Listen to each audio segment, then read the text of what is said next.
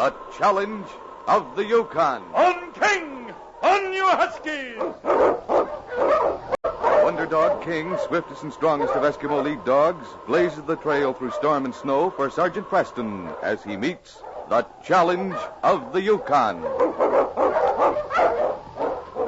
Sergeant Preston was typical of the small band of Northwest Mounted Police who preserved law and order in the new Northwest country, where the greed for wealth and power led to frequent violence and bloodshed. But in spite of the odds against them, Sergeant Preston and his Wonder Dog King met that challenge, and justice ruled triumphant.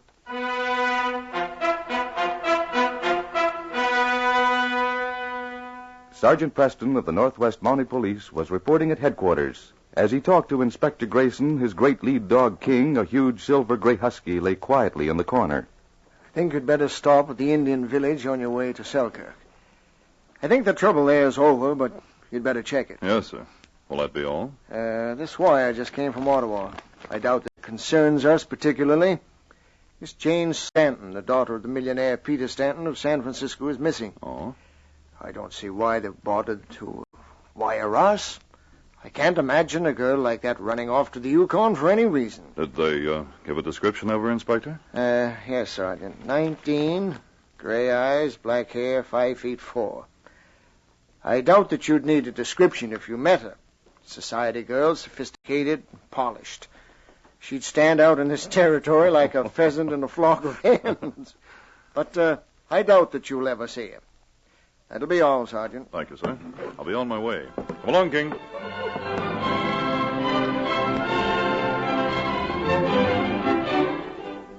But I tell you, I don't want that stuffy little room in the back. It's dirty and the window's nailed shut. You must have something else in this horrible place you call a hotel. Lady, I told you when you came in there wasn't any room. This is the Yukon. I told you I'd pay twice as much as anyone else pays for a room. In fact, I'll pay anyone to get out of the room and let me have it. Something wrong, Jack? Hi there, Ned. Maybe you can explain to this lady that here in the Yukon, rooms in a hotel are as scarce as feathers on a hog. I give her the only room I had, but she You call that a room? Speaking of hogs, that's certainly the spot for them. Have you a room here? Well, yes, ma'am. I'll pay you anything you ask if you'll give it to me. And I'll pay what you already owe on it. Of course, miss, you don't have to do that. Me and my partner was going to check out anyway. A bargain's a bargain. Here, help me with this baggage. We'll go to it right now. But my partner's having a little snooze. We're starting We'll wake him up. I'll make it worth his while. Come on.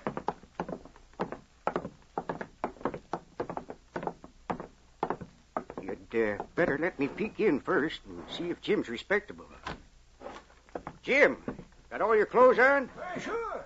What do you want to know for? It's all right, miss. You can come in. I got a lady with me, Jim. She's taking over our room. This is my partner, Jim Stebbs, Miss Saunders. Miss Saunders. Jumping crickets, Ned. Why didn't you warn me? Howdy, miss. How do you do? Say, I ain't seen anything as pretty as you since I was a young fella. And that's at least 40 years ago. Well, thank you. How come you're up in this godforsaken place? I guess I really shouldn't have come. I had no idea it was so rough and cold. Sit down here, Miss Saunders. Yeah. You look kind of peaked. Thank you. You know anybody hereabouts? No. Well, now, if there's anything Jim and I can do to help you, we'd be mighty glad. Of course, we're old enough to be your grandfathers, but we've been up in this territory a long while. That's nice of you. I guess I'm going to have some help. I'll pay you well. Why are you always talking about paying for everything? Pay us to get out of the room, pay us to help you, when all the time we'd like to do it for nothing. Well, sure. That's very nice of you. Would you mind shutting the door while I talk to you? Well, of course I will. I hope you can keep a secret. Lady, for anything as pretty as you, Jim and I would have our tongues cut out. Just so. I don't know just how to tell you this. You see, I came up here looking for a man. You mean a husband? Ain't there enough of them in your hometown? Oh, no, not just any man. This man's the one I want to marry. Oh. You see, my father's very wealthy. And Paul, the one I'm trying to find, is very poor. He worked his way through college. He's a mining engineer. Well, he's in love with you, ain't he? I don't see how he could help it. Yes, he's in love with me, but he's very proud. He can't seem to realize that I have more than enough money for both of us. He said he wouldn't come back until he'd made a fortune and could feel independent. Well, sounds like a pretty smart young fella. Wants to stand on his own feet. Can't blame him for that. Oh, but the thing he doesn't realize is that it may be years before he does it. I found out that he came up here. I guess this is the one place where a fortune can be made in a hurry, if you're lucky. If you're lucky, he's right. Ned and me have been up here for 10 years, and all we can do is scrape up a bare living. Yep, we got a claim that just feeds us. We thought we had a mine once, but the gold vein stopped after we just about dug our fool heads off. The thing Paul didn't realize is that I'm perfectly willing to go through all the hardships with him. I thought if I could find him up here, I could convince him, and he'd let me stay. I said back there at the desk that you was a determined young woman. My grandfather made his fortune in the California gold rush. My grandmother was right with him. I've got their blood in my veins, and I'm not soft in spite of all the money I've had. I can ride and I can shoot. And I can take anything that any other woman or man, for that matter, can take. By golly, you're a girl after my own heart. We'll help you find this Paul of yours, and when we find him, we'll try and pound some sense into his head. Jim and I know every Indian prospector and Eskimo within 50 miles of here. You just let us smoke around a while. We'll find him. Now, you better stay here in the hotel for a week or so. You'll be more comfortable. Our cabin's kind of small, and when we find him, we'll come for you. There's one thing that worries me. Yes? My father in San Francisco doesn't know where I am. He naturally wouldn't approve of this. I left a note, but I didn't say where I was going. And he's probably trying to find me. Well, he sure won't be looking for you way up here in the Yukon. You don't know my father. He's a very determined man. Well, I'll tell you what we'll do. I'll draw you a map. Tell him how to find our cabin. If you get worried, you just come out there. It's way off in the wilderness. And nobody'd think of looking for you there. Oh, that'll be fine. I'll buy a compass, and I'm sure I can find it if necessary.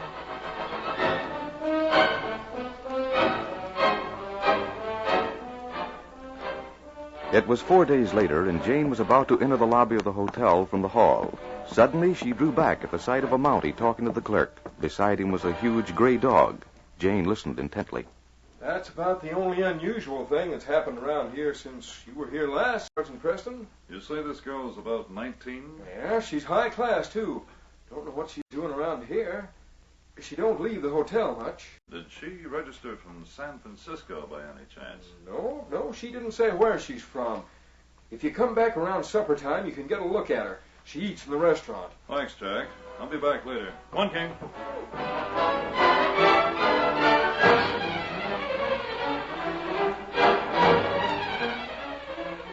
Did you get a good look at Miss Saunders, Sergeant? No, I've been watching for her.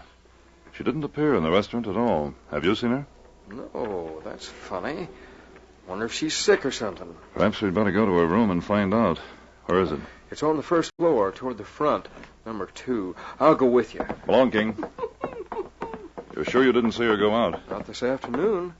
She always appears around supper time. Well, she may not be the girl I'm looking for, but that description certainly fits. Here's a room. Miss Saunders? Miss Saunders, are you all right? She's not in there, Jack. And there's a cold draft under this door. Her window must be open. I've got a pass key. Do you want me to open the door? Yes, I think you'd better. She sure ain't in here. And you're right, the window's open. I think the little lady went out this window. Hand me that lantern, Jack. Here you are. Thanks. Yes, she did jump out this window. Her tracks lead back to the hotel. Now, why do you suppose she did that? I don't know, but I'm going to find out. There's a blizzard coming up. That young lady may be getting into trouble.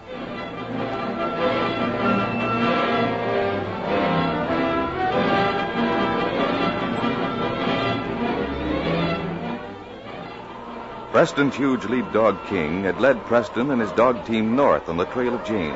The wind had risen and was blowing the snow at them in great gusts. Then suddenly King stopped up ahead and barked. Whoa! Hi, you huskies! What is it, King? Help! Help! There she is. We're coming! Oh, help me, please. I'm lost. I've been on your trail for hours. Are you all right? I'm so tired and cold. My hands and feet feel numb. Can you walk back to my sled? I must get you to shelter as soon as possible.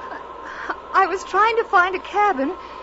Ned James and Jim Stebbs. Well, you were going in the wrong direction, young lady. But their cabin's closer than anything else. Come on, I'll take you there.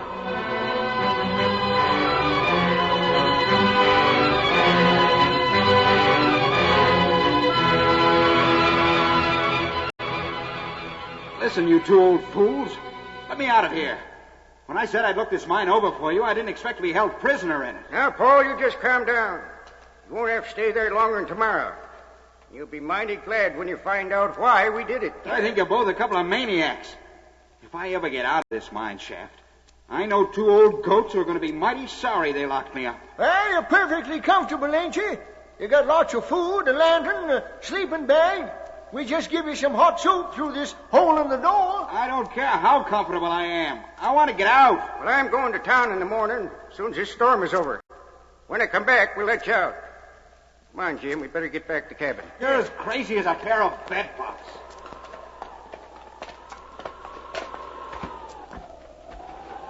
Hot-tempered young feller, ain't he? Sure is. Can't blame Miss Saunders for liking him, though. He's big, good-looking, and mighty smart. I felt kind of guilty getting him into that old abandoned mine. He was so serious about looking it over. Hey, that's a dog team. Wonder who's out in this storm. Say, that's Sergeant Preston. Hello, Sergeant. I found a young lady wandering around in the storm. She seems to be looking for you two. It's Jane Saunders. I got lost looking for your cabin. Miss Saunders. Jim, you go get Paul right away. I sure will. We found him for you, Miss Saunders. Took us 3 days, but we had lots of help. Oh, you found Paul? Well, I don't know what this is all about, but I think we'd better get Miss Saunders into your cabin. She's half frozen. Sure. Come on in. Miss Saunders came here to look for a future husband, Sergeant. We found him for her. Oh, but where is he? We got him down our old mine. Locked him up to keep him for you. We had a door on one of the shafts.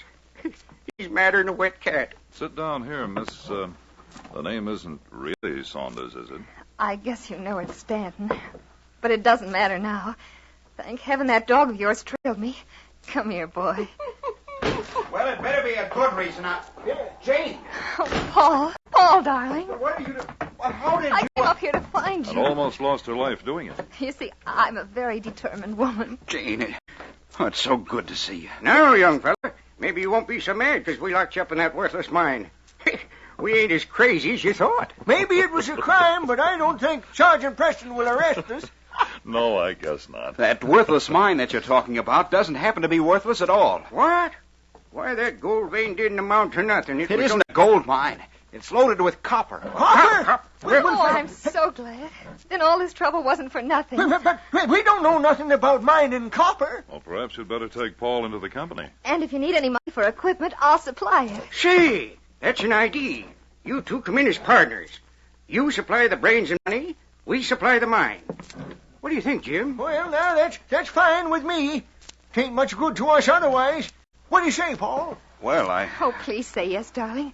I'll stay up here, and it'll be such a wonderful adventure. We'll be married right away. It's almost too good to be true. Look, Preston, even your dog approves. He has. If it hadn't been for King, Paul wouldn't have had a bride. Congratulations, Paul.